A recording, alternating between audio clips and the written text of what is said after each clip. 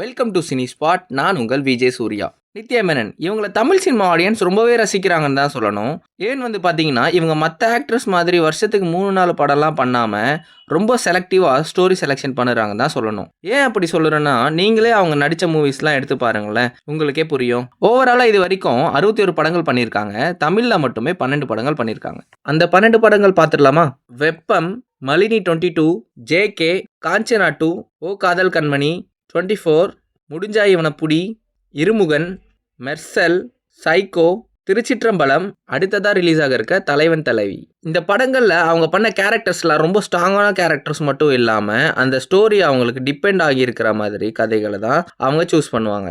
இவங்க ஹீரோயினியாக படத்தில் நடிக்கிறப்ப இவங்களெல்லாம் எப்படி ஹீரோயினாக ஏற்றுக்கிறாங்க, பார்க்க வெள்ளையாக இருந்தால் மட்டும் நடிக்க வந்துடுவாங்களா அப்படின்னு நிறைய விமர்சனம் வந்தாலுமே அதெல்லாம் அவங்க கண்டுக்காம நிறைய படங்களில் நடிக்க ஆரம்பிச்சாங்க. அது மட்டும் இல்லாமல் இவங்களுக்கு நிறைய படங்கள் வாய்ப்பு வந்தாலுமே கேரக்டருக்கு ஒரு முக்கியத்துவம் கொடுத்து நடிச்சுட்டு வந்துட்டு இருக்காங்க. அது மட்டும் இல்லாமல் அவங்களுக்கு தமிழ்லேயே நிறைய ஃபேன்ஸ் இருக்காங்க.